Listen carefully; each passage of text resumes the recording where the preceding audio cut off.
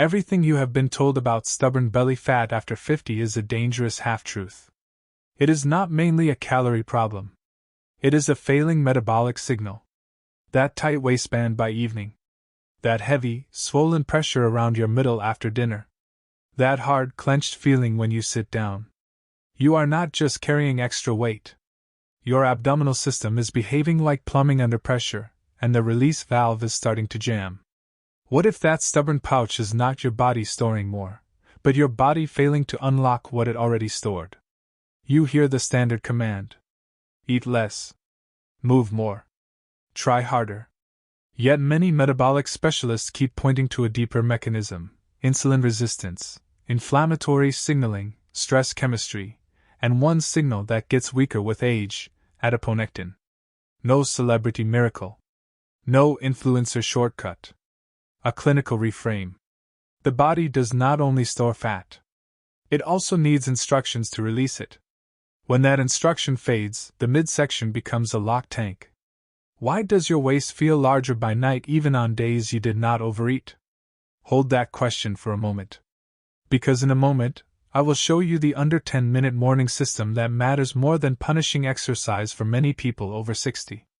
But first you need to see what is actually jamming that valve, because if the belly is not just a storage problem, then what exactly is jamming the body and APO's release valve? The villain is low adiponectin signaling. A hormone message. A release command. When it drops, your fat cells stop behaving like flexible storage tanks and start behaving like sealed drums. Insulin, the gatekeeper key, has to work harder. The liver, your chemical refinery, starts handling fuel with more friction. Inflammatory cytokines begin to leak from enlarged abdominal fat cells like hot exhaust from a cracked engine. Now the line backs up. Visceral fat does not sit there quietly. It wraps around organs like warm insulation soaked in sludge. It sends out signals that keep the fire burning. Look closer. Under the microscope, the fat cell swells. Its membrane stretches. Oxygen delivery worsens. Immune cells move in. They do not repair the site cleanly. They escalate it. They release more inflammatory sparks. Those sparks hit insulin signaling. Now glucose handling gets rougher. More insulin circulates. More storage pressure builds. The release valve sticks harder. This is not abstract chemistry.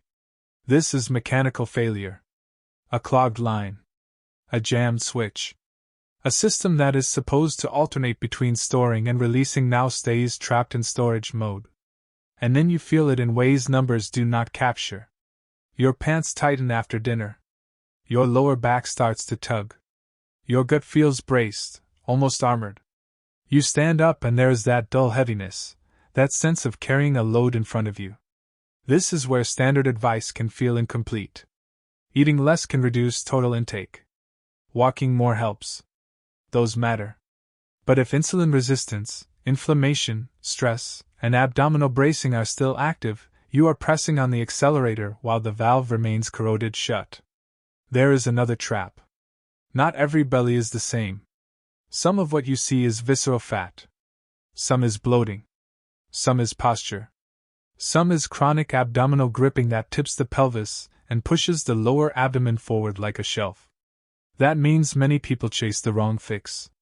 They starve themselves to reduce a shape partly created by pressure, gas, or alignment. They punish a system that is already overloaded. Metabolic specialists describe this pattern again and again. The biology of the waist is not only about how much enters the mouth.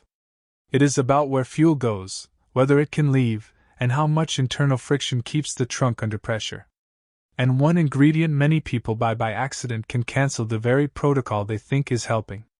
Once you see what is stuck, the real question becomes, what resets that valve first thing in the morning? The answer is not a pill. It is a morning system. Read that again.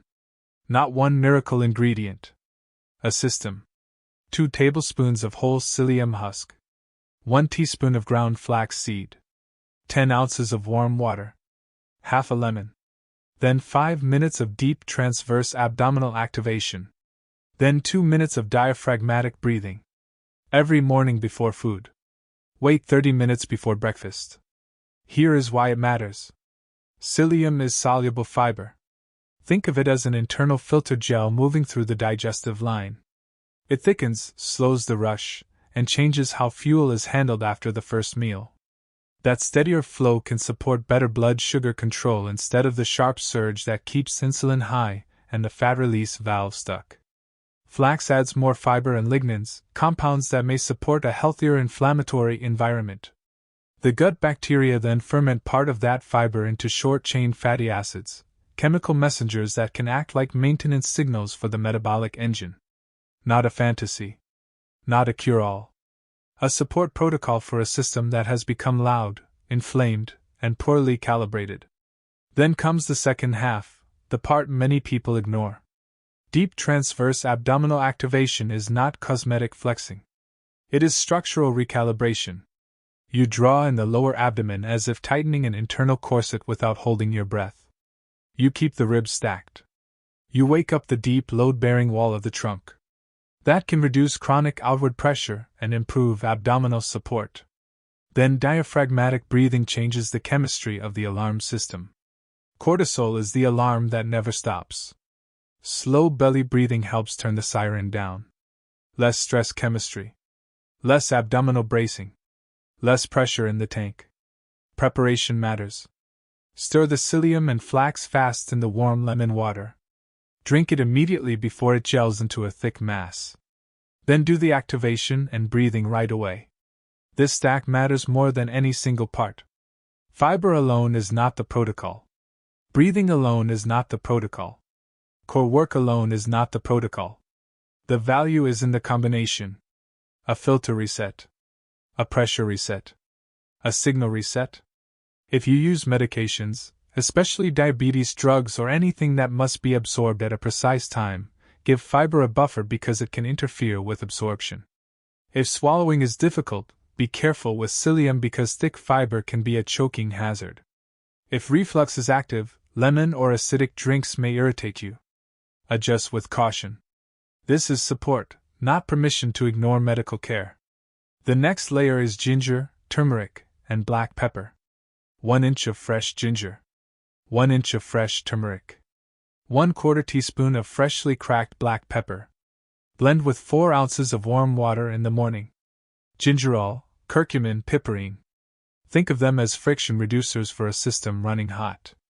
Inflammation is a smoldering fire. These compounds may help lower some of that heat. Lower heat can mean less metabolic drag. But again, not a miracle. A support tool. If blood thinners are involved, be cautious. Spices this active are not neutral for everyone. Then comes diluted apple cider vinegar with Ceylon cinnamon before the largest meal. 1 tablespoon of raw unfiltered vinegar. 1/4 teaspoon of Ceylon cinnamon. 8 ounces of warm water. About 20 minutes before eating if tolerated. Acetic acid can help blunt the meal-driven surge in blood sugar for some people. That matters because every sharp rise is another push against the gatekeeper key, insulin. Repeated spikes keep the release valve sticky. But if you have reflux, gastritis, dental sensitivity, or ulcers, this can backfire. Never drink vinegar straight. And use Ceylon cinnamon, not cassia, because cassia carries more coumarin and can be hard on the liver in higher use. A strong unsweetened tea with fresh citrus is another useful layer. Green tea is the classic example because of its polyphenol, but if that is not what you drink locally, use an unsweetened local tea plus citrus where available. The logic is the same. Polyphenol. No sugar. No syrup. No honey. This is where many people sabotage themselves. They clear the pipes, then pour sticky residue back in. Honey or sugar in the tea. Flavored psyllium loaded with maltodextrin or sweeteners. Psyllium taken with meals instead of before breakfast. These small errors matter because they add friction to the exact system you are trying to quiet. Fiber support for blood sugar control appears again and again in metabolic research. Not one dramatic headline. Repeated signals across different studies and reviews. That does not mean overnight visceral fat erasure. It means you are working on the biology that decides whether the abdomen stays locked or starts to soften its grip. There is one more distinction you need to keep. Some happen from actual fat loss. Do not confuse them. If your belly looks flatter in days, that may be pressure and gas improving first. Good. Take it. That is still useful. The 30-second pelvic tilt reset can help expose that difference. Squeeze the glutes. Tuck the tailbone. Brace the core. 10 times a day. This does not melt visceral fat. It corrects a structural push that makes the abdomen protrude. Different problem. Different tool. If you know which one you are dealing with, you stop chasing the wrong outcome. Some people ask about berberine and magnesium. Berberine is a supplement, not a kitchen equivalent, and it can interact with medications. Magnesium glycinate may support sleep and calm the alarm system in some people. Those can have a place. But the foundation is still the morning system. Cheap. Concrete. Repeatable. Not glamorous. Effective because it targets both sides of the problem, the metabolic side and the pressure side. And when that pressure finally starts to lift, the first sign is not the scale. It is something you feel in your clothes. After a week or two of consistency, you may notice the evening squeeze is not as aggressive. The belly does not feel as hard after meals. The lower back is not tugging with the same constant tightness. You stand taller. Your abdomen feels less like an overpacked bag and more like a structure you can control. Which goal matters more to you now, a smaller number on the scale, or waking up without that trapped, swollen feeling that follows you from breakfast to bedtime? Because those are not always the same journey. And after 60, the body responds better to calibration than punishment. The old belief says force your body thinner. The better reframe says remove the blockade. Reduce the friction. Reset the valve. Let the system do what it was designed to do. Your body is not broken machinery. It is stressed machinery. There is a difference. The waistband that digs in at night is not just a cosmetic insult. It is feedback. A signal. A report from a system under pressure. And when that waistband starts to loosen, even before dramatic weight change, that is the callback your body gives you. Less swelling. Less bracing. Less internal traffic jam. Consistency matters more than intensity. Not heroic effort. Daily maintenance. Morning by morning. Glass by glass. Breath by breath. If you want the next hidden blocker, look at what happens after sunset, because one common evening habit keeps insulin elevated while you sleep and can reverse the morning work you just learned.